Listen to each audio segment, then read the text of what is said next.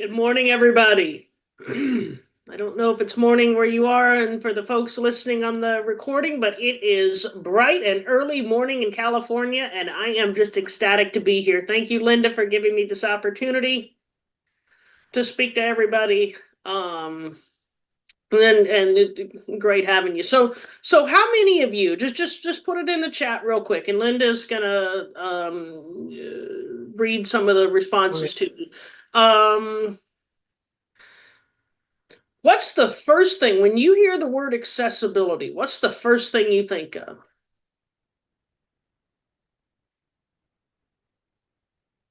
The word accessibility, Angela? The word accessibility, yeah. Yeah, what comes to mind? And be honest. Even if the first thing is, good Lord, this is going to be expensive. Zuli said freedom to do, be, and have access in all areas of life. Sweet. All right. Keep them coming. Even if your response is, I can't believe the government is making me do this.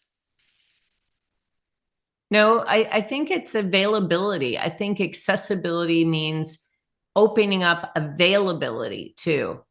Availability is a good word. I like that. All All right. right. Keep them coming, guys. Be not shy.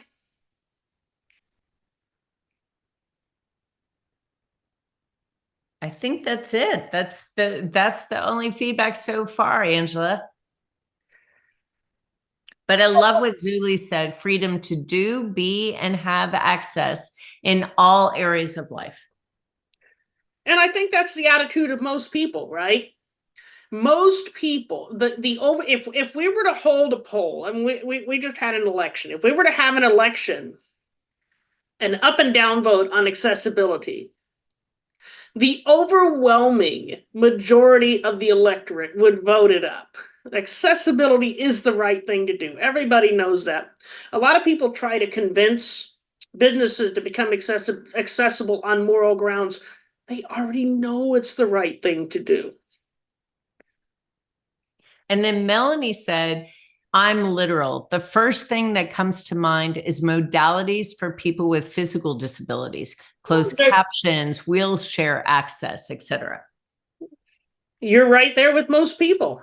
Most people, when they think of accessibility, they see a wheelchair ramp. And a wheelchair ramp is certainly a big part of accessibility. We're going to focus on digital accessibility today, but physical accessibility is a big part of it. As is cultural accessibility, how the organization treats people with disabilities, how they react to difference. And those are things that I can work with each of you one-on-one on.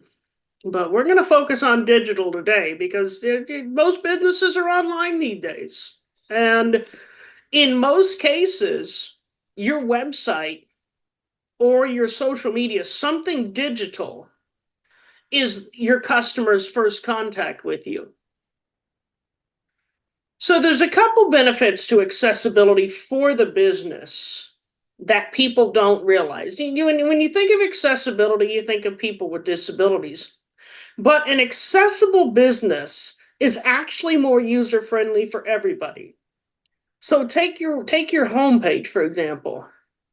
If your homepage is cluttered, if there's a lot of distractions, if say you've got images or you've got those moving flashing things, and maybe you've got a video that plays automatically. Most people don't do this, but some still do. It's distracting. It can confuse screen readers. It can be distracting for people with attention issues. But what about people who aren't necessarily good with technology? Um, you know, I like to pick on my mom in this situation, right? She doesn't, she'll tell you she doesn't have a disability, but when it comes to websites, the simpler and cleaner the better for her. If she gets frustrated, she'll just give up. So an accessible business is a user-friendly business for everybody. Accessibility isn't just for us people with disabilities over here. It's for everybody. And As I like to say, an accessible business is a prosperous business. Linda said, the collective buying power of people with disabilities is over $2 trillion.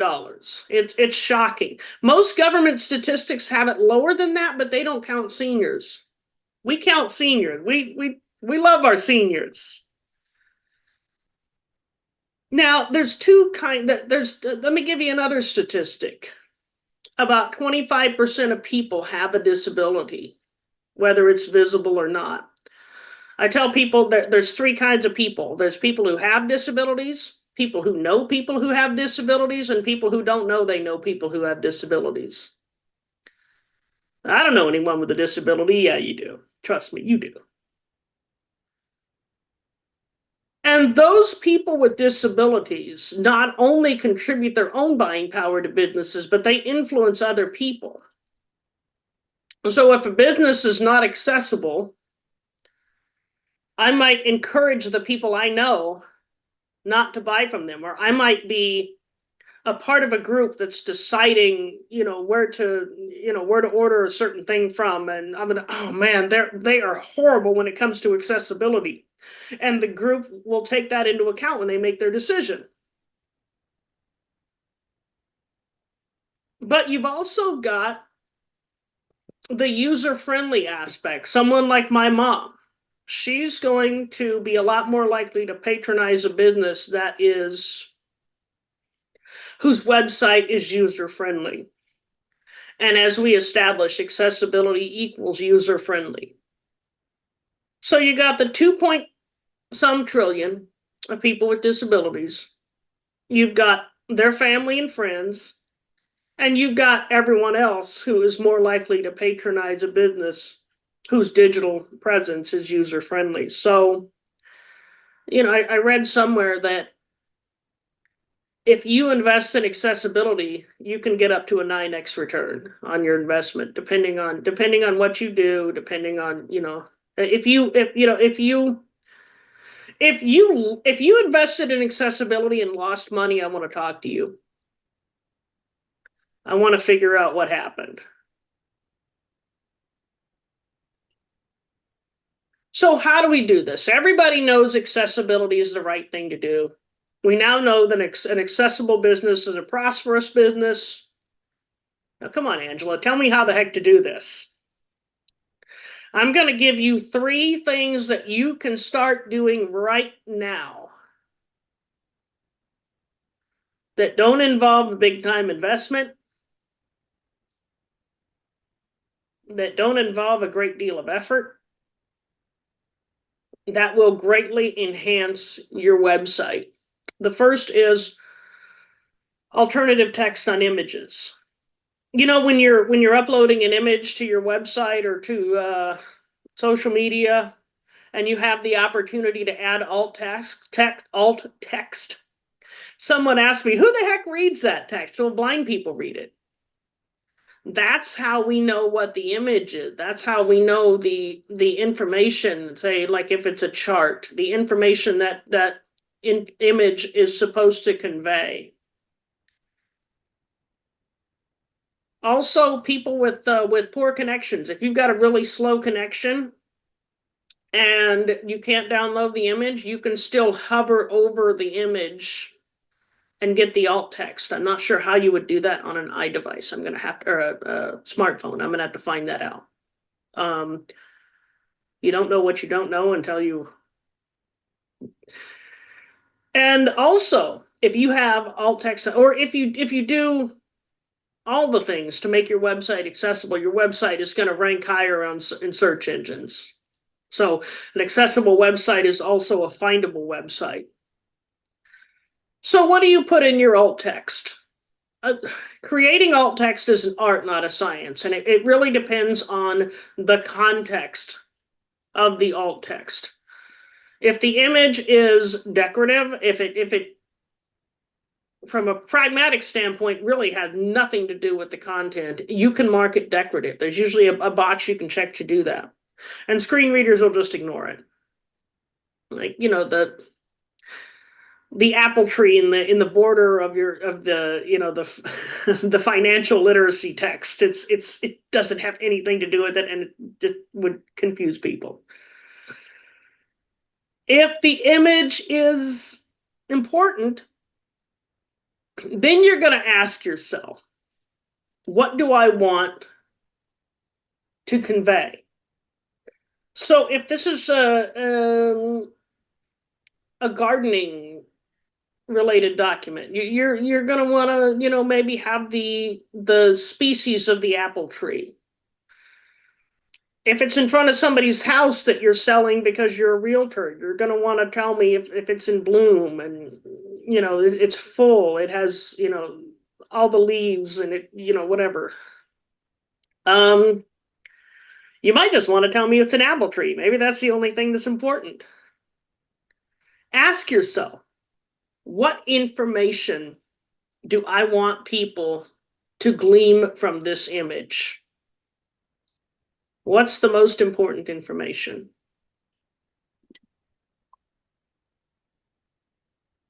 So the second thing that you can do is make your videos accessible. And by that, I mean captions and transcripts and proper verbalization. So I think everybody knows captions are the text that you can read while you're listening to the video. You can read what's being said. It also has information about sound effects, things like that. Those enable deaf people and severely hard of hearing people to access your content. But what I found out was they also are a huge benefit to people for whom English is a second language. They listen to the video, they read the video, and not only does that help them understand the content, it also helps them with their English. Proper verbalization or audio description, that's another one. If it is an educational video, if it's a presentation, all you have to do is verbalize what's on the slides. Verbalize the important visual information. I like to give an example of when I took math classes in high school and college. Teacher get up there, and you could hear the. At one point in my life, it was chalk. I'm dating myself, and then it became whatever magic marker or whatever the heck they used to make the thing go up on the projector. And you could hear the teacher going, "Now, you take this." And you bring it over here and you multiply by that. And then you add this and you move this over to this side and voila. So I had to be assertive because I really did want to pass math. I didn't want my parents to ground me for the rest of eternity. And I told them, you got to verbalize what's this? What is that over there? Move what to which side? So I'd have them trained, and invariably, sometime during the semester, one of my sighted classmates would come up and thank me because the verbalization of what was on the board helped them to grasp the material. So it's not just for us blind people. It's people who, maybe don't process things, but maybe they're doing something else. Maybe they're driving. Maybe they're watching a toddler. There's only so much the human eye can pick up. So verbalize visual content, and if it's a documentary, when they removed the narrator track from the documentary, they broke accessibility. But for you and I, the business people, it really comes down to just verbalizing visual content that's important. Just speaking the text, the statistics, if it's a graph, giving a brief description of what that graph is supposed to convey. And I'm going to say it again. What do you want me to get out of this? Now, the third thing, moving on to the third thing. So the third actual thing that everybody can do, and this could be a little bit more costly, but it'll be worth it in the end, is have an accessible means of obtaining signatures. I have on numerous occasions went to sign something and I had to draw a signature with the mouse. We don't do mouses very well. Blind people do not do mouses very well. So if your signature platform allows people to type their signatures, if it allows for the creation of a signature and then you can just apply your signature, DocuSign is a good one. You're going to get a lot more people actually completing their required documents in a timely manner. People don't know that the signature option they choose isn't accessible. So look into that, and you're going to find that people complete their paperwork a lot more quickly than if it isn't. So those are the three actionable things that you can start doing right now. Alt text on images, accessible videos, be it through captioning or through proper verbalization of things, and an accessible means of collecting signatures. Paper signatures aren't accessible, by the way. We don't know where to sign. We got to have somebody show us. So anything that necessitates sighted assistance isn't accessible.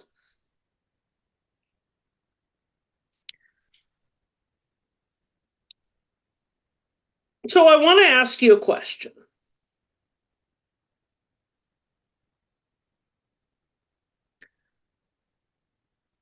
If you look at your business, your website, your emails, your social media,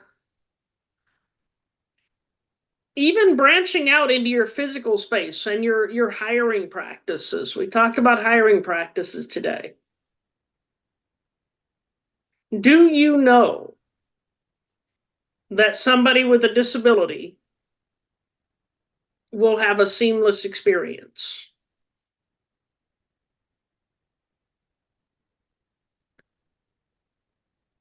And if you don't know, I want to talk to you because I can help you. Book a call with me. I've got my calendar link in the chat. For those of you listening on the replay, I'm going to provide a list of links that Linda can share along with the replay. We'll make sure that information is available. And let's put a plan in place so that people with disabilities who come to your business can have a seamless experience. Let's put a plan in place. Let's start moving forward. Accessibility is not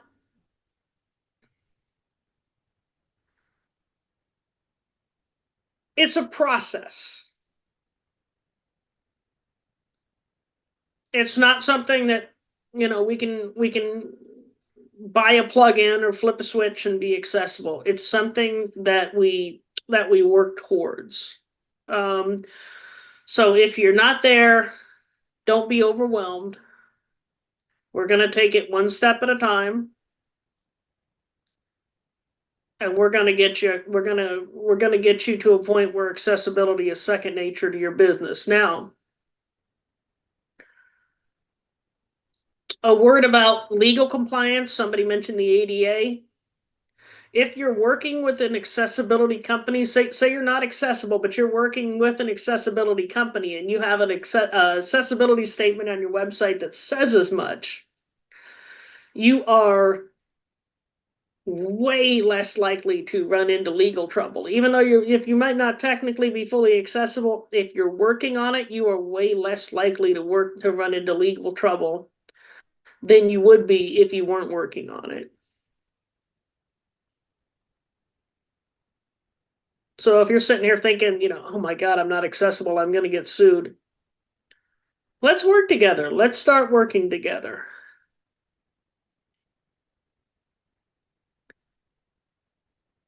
So book some time with me if you want to find out more about what we do. You can go to www.reallifeaccess.com. But book that one-on-one with me. Let's find out. Let's start putting a plan in place so that people with disabilities can come to your business and have a seamless experience.